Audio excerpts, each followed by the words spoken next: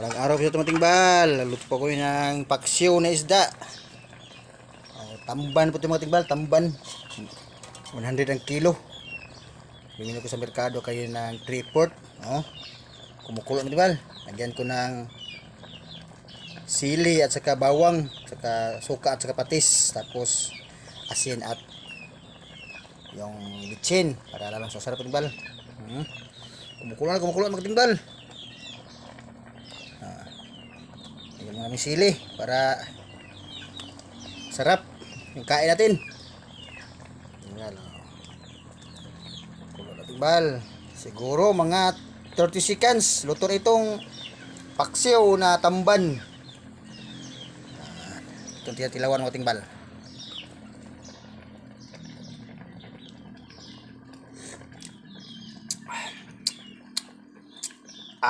Yummy. Okay na to. Bahog na mga timbal. Thank you for watching.